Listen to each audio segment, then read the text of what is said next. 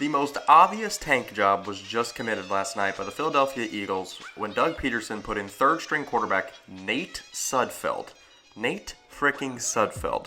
When the team was down 17-14 in the fourth quarter of a winnable game. And, of course, Philly's season is over, but there was still a lot riding on this game. If the Eagles won, that meant that the Giants were going to go to the playoffs. So that's why it got flexed into Sunday Night Football. The Washington football team, all they had to do was win the game, and they were in. So there was a lot riding on this. And it was a bad but competitive game going into this point. Jalen Hurts wasn't anything special, but he was doing a solid job. He had ran for 2 touchdowns on the ground already. And then Doug Peterson put in Nate Sudfeld to commit the most obvious tank job ever. And if you don't believe me, there's plenty of reasons and evidence how this just got done. Let's start with the most obvious. Why lose this game? The Philadelphia Eagles had a couple reasons why they could have lost this game, why they should have lost this game. Let's start with one that the big conspiracy theory is about. They didn't want the Giants to make the playoffs. They wanted Washington to make the playoffs. This is somewhat believable because Doug Peterson used to be the offensive coordinator for the Chiefs when Alex Smith was there. It's entirely possible he could have wanted his buddy Alex Smith, his old friend, to get in the playoffs, especially after the comeback he's had to go through. But let's go to the more reasonable thing that isn't really a conspiracy theory, their draft position. If the Philadelphia Eagles won this football game last night, which they could have, they only lost it by 6, and that's with Nate Sudfeld in the game. They would have been picking 9th in the NFL draft with a record of 5-10-1. With the loss, they are picking 6th in the NFL draft, leapfrogging 5-11 Denver, 5-11 Carolina, and 5-11 Detroit. A win would have put them behind all of those teams, but instead, Doug Peterson committed to losing to get the 6th pick. But it's not like this is new. NFL teams do tank. The Miami Dolphins tanked in 2019. It was pretty obvious.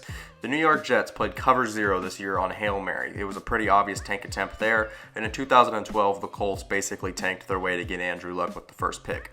But this is different because the Philadelphia Eagles are not in a position that those teams were in. All of those tank attempts were to get a quarterback in the NFL draft. But last night was really a head-scratcher because Carson Wentz, who started the year as their franchise guy, wasn't even active. He was a healthy scratch. It seems as if him and Peterson's relationship is beyond repair as he's already asked for a trade out of Philly this offseason. This couldn't totally have surprised Philadelphia, though, or else they wouldn't have spent a second-round pick on rookie quarterback Jalen Hurts this past draft. Surely if you believed that Carson Wentz was undoubtedly the guy, 100% going to be the future quarterback that's elite for your franchise, you wouldn't have taken Jalen Hurts in the second round. So it's all good, Doug Peterson. Just play Jalen Hurts, see what he's got in him. Yes, you can't make the playoffs this game, but this is a game where he can knock someone else out. See if he can win a tough game like this. See if on a bad team he can produce. And he was keeping them in the game. They were only down 3 in the fourth quarter until Doug Peterson benched him to lose the game on purpose. I believe, though, that this problem is going to go even further than last night because Doug Peterson has clearly shown he cannot keep a stable relationship with his quarterbacks. How do you think Jalen Hurts is going to feel if he knows that his head coach wanted him and just benched him to lose the game last night? The culture in Philadelphia seems to be absolutely breaking apart as guys like Zach Ertz seem to be on their way out, Jason Kelce seem to be on their way out, and Doug Peterson, with the more pieces that move from the Super Bowl team, he seems to get worse. And there's a huge culture problem with the Eagles right now. I'm sure there's going to be a lot of decisions made in Philadelphia this offseason, and it's going to be very interesting to see how it pans out. Let me know down in the comment section how you think the Eagles should handle this, and don't forget to like and subscribe to the channel as it does help me a lot. Until next time, this has been Cheese Talk. Deuces.